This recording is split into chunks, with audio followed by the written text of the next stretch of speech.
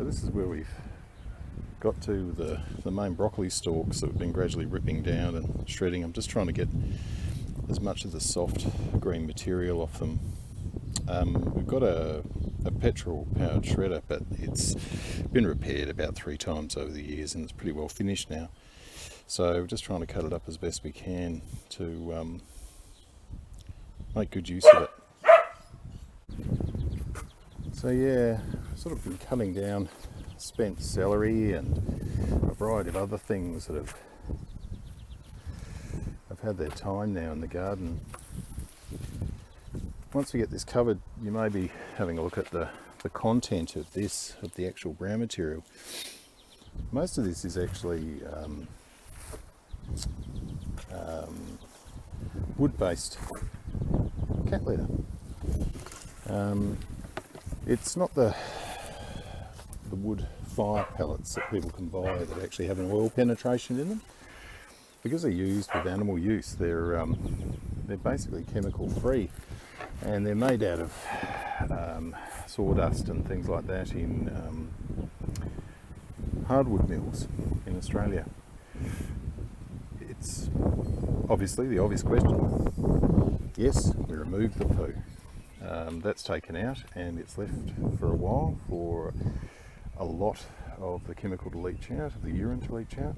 But by the same token, the urine provides its own nitrogen source. So when we're making up these kind of layers, we don't have to add chook pellets, things like that other people do in a lot of other systems. On another question about cat litter, not cat litter, what am I saying? On another question about composting, the issue of ratios has always baffled me a little bit. I've never worried about it. I've just, tried to do 2 or 3 times brown to green, and that's always seemed to work out well. This bed here, the one next door, really hasn't had a great deal of green at all. It was mostly a lot of brown material that was just put here to rot down, and in a week or so I'll start pulling out the wall here to see what we've ended up with down the bottom. The good thing about this design of a compost bay, and not my great revelation, I've pinched this off other people, but by using this sort of C-channel here and then just using very cheap treated pine, which has been allowed to leach off dry, a couple of years old, and then cutting that into lengths, you can sort of gradually fill the bays far more comfortably from something like a wheelbarrow, and gradually take out compost as you go. With this though, because it's been far more brown material, I'll probably take the whole front wall out and take the compost out from the bottom. Just here near these onions, I've noticed we've got another volunteer peach, which has come up from compost. So we're going to try and get him out. I might try and do this manually rather than try and dig it out, because I don't want to damage the onions that are just starting to bulb here. So we'll see how we go.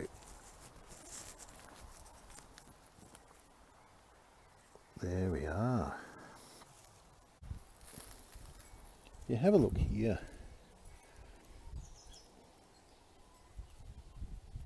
You can see the actual seed that's in this picture. It actually looks like an almond seed. I have no idea where an almond came from, but we might have an almond tree here of some form, so it's a great find.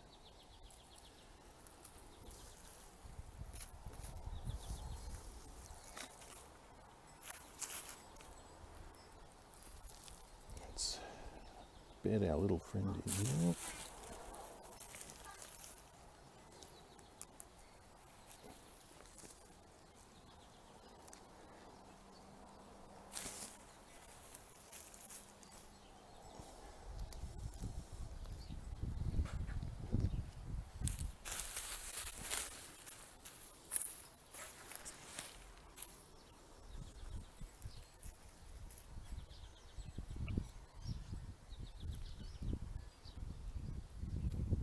Okay, a bit rough, but we'll see how we go.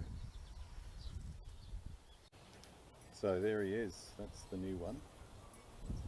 Here in this black pot, in the foreground of this shot, among of the volunteers that we've taken out in the last couple of weeks. All going well. It's interesting, as I said, the seed in here looked like an almond at the point we dug it out, but considering the growth of the seedling, it could well be perhaps a peach seed that's shrunk, but I don't know, we'll see. It's exciting nonetheless. A few years, we'll know. These two leek plants here have done really well in this spot. Last season this bed was basically full of leek, and we've got some really good flower heads forming on them, so we'll definitely keep seed from these because the plants were really nice and lush. This silver beet that's been growing by our veggie garden rainwater tank has been a really productive plant over the colder months of the year, and it's finally bolted to seed. So it shared this tub with a tomato last summer, and they shared the space really well. The good thing about silver beet is they're not affected by whitefly, which the broccoli here, which is in this little adjacent bed, suffered from badly up until the weather got really cold. But as you can see, it's been a really nice charred plant, and we're getting a lot of nice seed on it, so we'll definitely keep it. There's a small sort of pink chard down here. You can see the stalks are two different colours. We get in there, so there'll be a bit of cross-pollination, which will be really good. One of the tasks this weekend that's in this section of the veggie garden is to start the enclosure of these beds, and that's going to make, I've got to think about, am I digging them out, what shape configuration I've got to put them in. Obviously I only want to fit one door, so I'm going to have to redesign the whole layout. So they're basically redundant this summer, spring and summer. Homegrown, home collected seed for leek, which is, I'm just waiting for some of these plants to, some homegrown onion, just waiting for seed. These were from organic seed originally that I've kept, so we're sort of waiting to collect a lot of seed ready for the next growing season.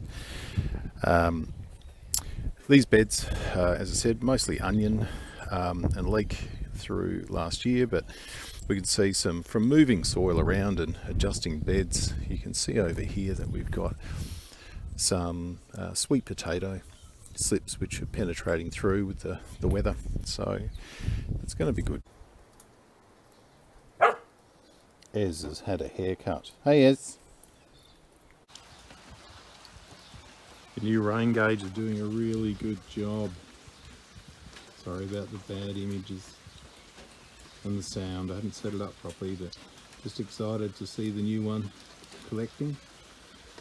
A bit hard to see of course, but in there is 21 mils of rain, which is really rare here at the moment. Best rain I can remember having in November for a long time. Anyway, I'll get back inside where it's a bit drier, but doesn't your veggie garden always look good in the rain? Nice deep rain. You can almost hear everything soaking it up.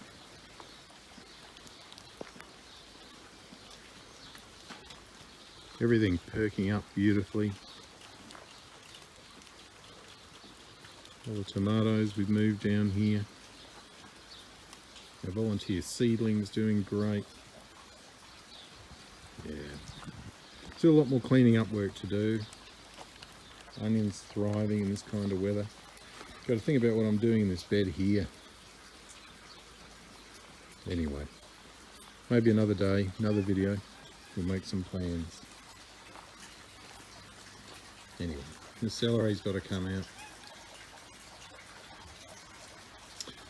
Anyway, see ya.